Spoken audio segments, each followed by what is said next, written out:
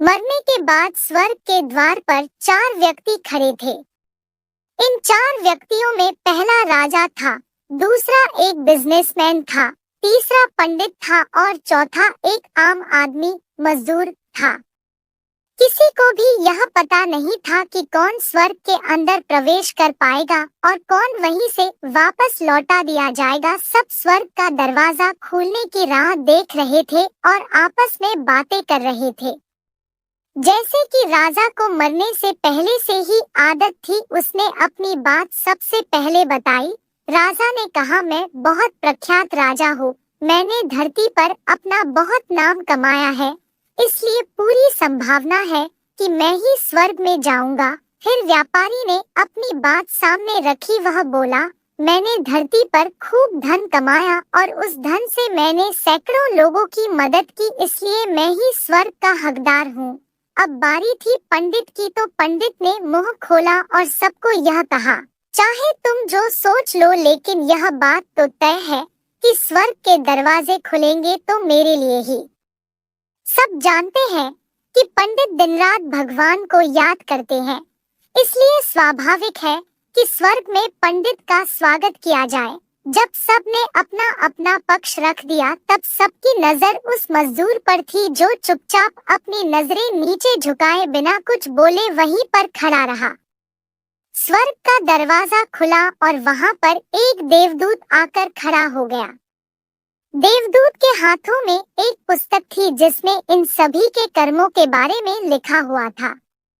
देवदूत ने सबसे पहले राजा को अपने पास बुलाया और उसको पूछा, तुम बताओ, तुमने अपने जीवन में क्या क्या अच्छे कर्म किए हैं?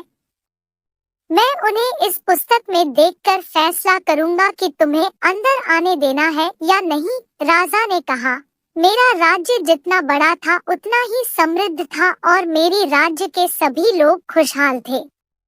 सभी बड़े आनंद से रहते थे, मैंने उन्हें कभी भी किसी भी चीज की कमी नहीं होने दी।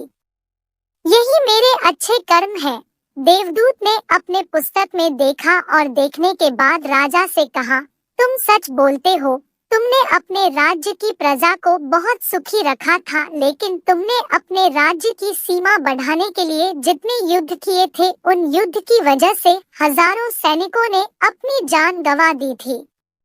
उन हजारों सैनिकों के परिवार के दुख का कारण तुम बने थे, इसलिए तुम स्वर्ग में नहीं आ सकते। अब बारी थी व्यापारी की। व्यापारी से जब देवदूत ने पूछा कि तुम्हारे अच्छे कर्म क्या है, तब व्यापारी ने उससे कहा, मैंने सैकड़ों लोगों को खाना खिलाया है, कई आश्रमों में दान किया है, कई निराश्रित लोगों के लिए घर बना कर दिया है, यह मेरे अच्छे कर्म है। देवदूत ने फिर से अपने पुस्तक में ध्यान से देखा और देखने के बाद व्यापारी से कहा, तुम्हारा कहना भी ठीक है कि तुमने बहुत दान धर्म किया है, लेकिन यह दान धर्म तुमने जिन पैसों से किया है, उन पैसों को कमाने के लिए तुमने न जाने कितने झूठ बोले हैं, कितनी हेराफेरियां की है और कितनी मिलावटें की है, इसलिए तुम भी स्वर्ग में नहीं आ सकते। जब पंडित से यही सवाल किया गया तो पंडित ने बड़े ही आत्मविश्वास के साथ कहा, मैंने अनगिनत लोगों को ज्ञान दिया है, हजारों यज्ञ और पूजाएं की है और दिन रात भगवान का जाप किया है। इससे अच्छे कर्म और क्या ही हो सकते हैं।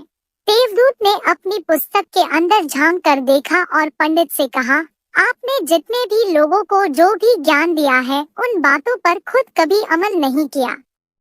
आपने यज्ञ, पूजा या भगवान का नाम निस्वार्थ भाव से कभी नहीं लिया, इसलिए आपका भी स्वर्ग में आना प्रतिबंधित है।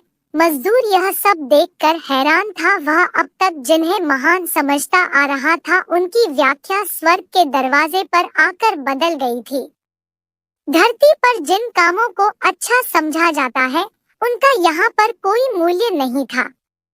यमदूत ने जब इस मजदूर को अपने पास बुलाया और इससे पहले कि वह उससे उसके अच्छे कर्मों के बारे में पूछता, मजदूर बोल पड़ा, प्रभु, मैं जानता हूँ कि मैं भी स्वर्ग में आने के लायक नहीं हूँ, लेकिन मैं फिर भी एक बार बाहर से ही स्वर्ग को झांक कर देखना चाहता हूँ, बस इससे ज्यादा मेरी कोई इच्छा है ही नहीं।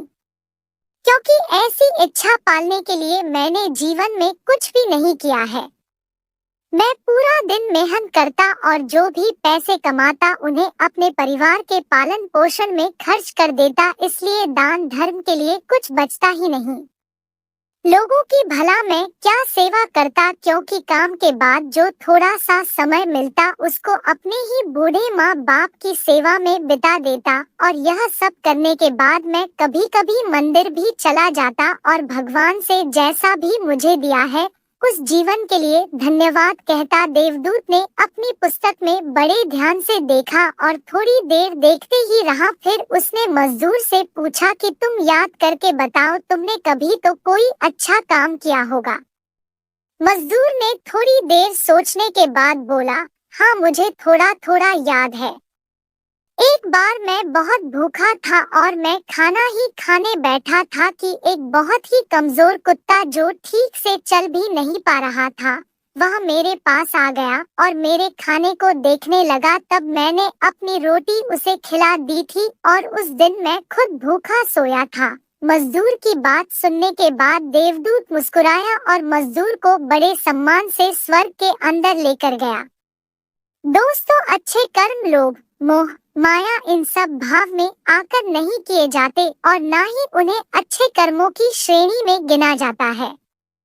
निस्वार्थ भाव से किया गया एक ही अच्छा कर्म भी आपके जीवन के सारे पाप धोने की शक्ति रखता है। इसलिए जब भी मौका मिले निस्वार्थ भाव से और अच्छे मन से अच्छे कर्म किया करें।